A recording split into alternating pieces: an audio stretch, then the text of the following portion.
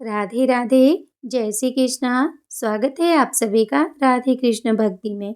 आज की वीडियो में हम महाशिवरात्रि व्रत की कथा सुनेंगे। कथा सुनने के लिए आप हाथ में फूल या अक्षत ले लें।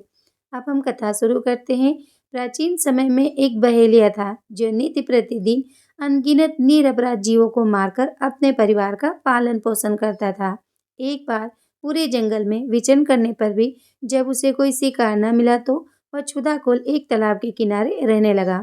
उसी स्थान पर एक बेल वृक्ष के नीचे शिवलिंग स्थापित था। बहेलिया उसी वृक्ष की शाखा पर चढ़कर अपनी आवास स्थली बनाने के लिए बेल पत्रों को तोड़ता हुआ पत्तों से शिवलिंग को ढक दिया। दिन भर के भूख से व्याकुल उस बहेलिये का एक प्रकार से शिवरात्रि व्रत पूरा हो गया। कुछ रात बीत जाने पर एक गाभीन हिरनी उधर कुलाचे भरती हुई आई।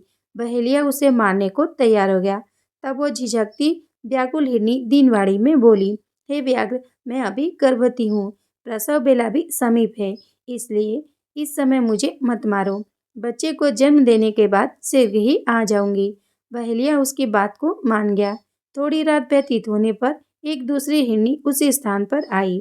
पुनः बहेलिये के निशाना साधते ही उस हिरनी ने भी निवेदन किया कि मैं अभी ऋतु क्रिया से निवृत्त सकामा हूँ, इसलिए मुझे पति समागम करने दीजिए, मारिए नहीं। मैं मिलने के पश्चात स्वयं तुम्हारे पास आ जाऊंगी। बहेलिया ने उसकी भी बात को स्वीकार कर लिया। रात्रि की तृतीया बेला में एक तीसरी हिरनी छोटे छोटे छोनों के लिए उसी जलाशय में पानी पीने आई।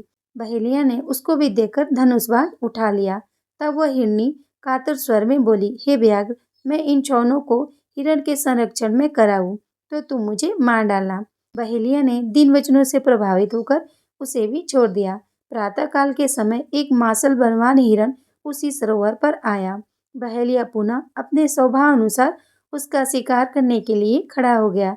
यह क्रिया देखते ही हिरण व्याघ्र से प्रार्थना करने लगा, हे व्याघ्रराज, यदि तुमने मुझसे पूर्व आने वाली 3 हिरनियों को मार दिया है तो मुझे भी मारिए, अन्यथा अगर वे तुम्हारे द्वारा छोड़ दी गई हो तो मुझे मिलकर आने पर मारना।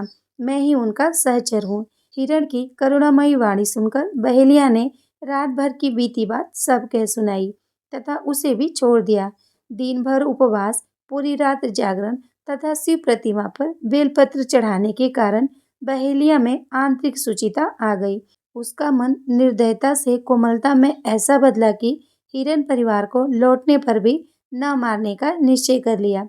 भगवान शंकर के प्रभाव से उसका हृदय इतना पवित्र तथा सरल हो गया कि वह पूर्ण अहिंसावादी बन गया।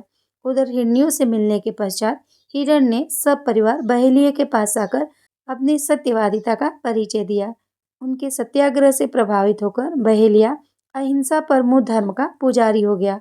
उसकी आंखों में आंसू छलक आए तथा पूर्वकृत कर्मों पर पश्चाताप करने लगा। इस पर स्वर्गलोक से देवताओं ने बहेलिया की सराहना की तथा भगवान शंकर ने 2 पुष्प विमान भेजकर बहेलिया तथा हिरण परिवार को शिवलोक का अधिकारी बनाया।